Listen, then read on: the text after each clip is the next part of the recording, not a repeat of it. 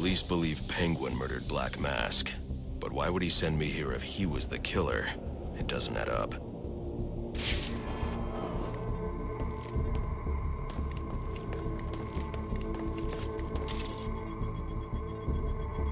This crime took place days ago. The fire and the exposure to the elements make identifying the victims difficult. The male victim is wearing a black mask, but I can't positively identify him as Roman Sionis without a DNA analysis. Something I can't do in the field.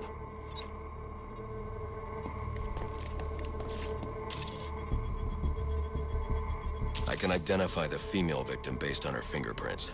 Tiffany Ambrose, Roman Sionis' girlfriend. Or one of them at least. She was no angel, long list of priors, but nothing to indicate she was the target here.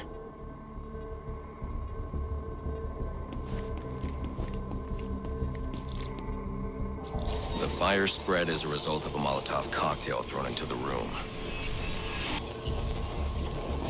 It may have been intended to destroy evidence.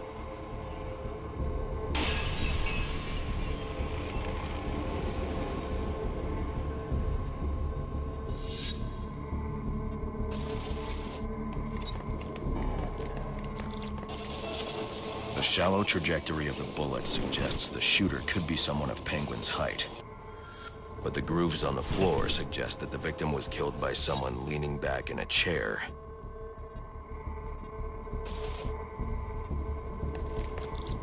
This bullet was fired from a revolver. Ballistics analysis indicates a low angle of trajectory. The shooter could have been someone of Penguin's height.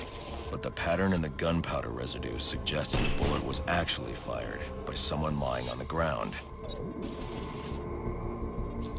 These fingerprints are a match for the Penguin, but they're on top of the soot from the fire. The cops were right. Penguin was in the room, but these prints prove he was here after the murders were committed. If he didn't kill Black Mask, who did?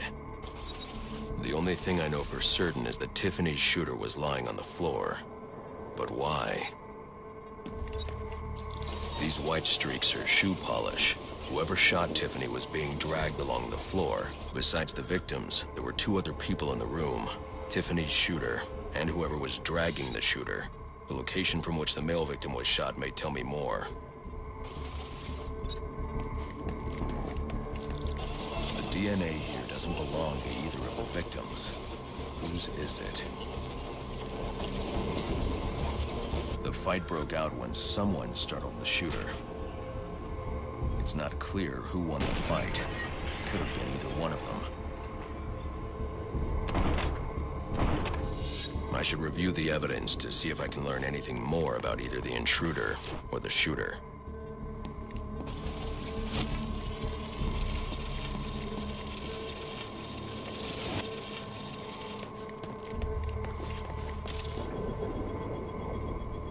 Fabric analysis indicates the intruder was wearing a white suit or sport jacket. This fabric swatch could help identify the intruder, but I still can't identify the male victim's shooter. There's one impact area I haven't checked for clues.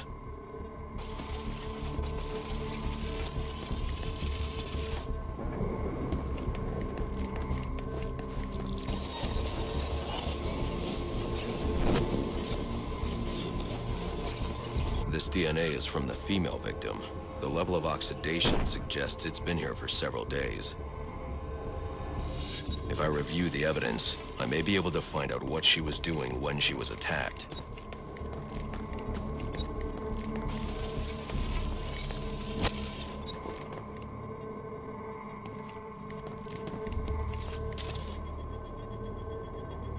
She was sending text messages to Roman Sionis about someone named the Joker. Someone killed Black Mask, but this crime took place several days ago, and I saw Black Mask earlier tonight. The only answers I have raise more questions. Who is the Joker? Was he the killer here? Or is he one of the assassins? I have a body, an unknown shooter, and an unknown assailant who attacked the shooter. I need to match the DNA samples against the records in the National Criminal Database to identify who was in the room. Alfred, I need access to the National Criminal Database. Well, the only way to do that would be to infiltrate the Gotham City Police Department. Then that's where I'm going. Sir, you'd need to physically hack into their servers. If you insist on doing something that foolish, you'll need a powerful, non-lethal weapon. I recommend coming back here to pick up your concussion detonator. Not a bad idea.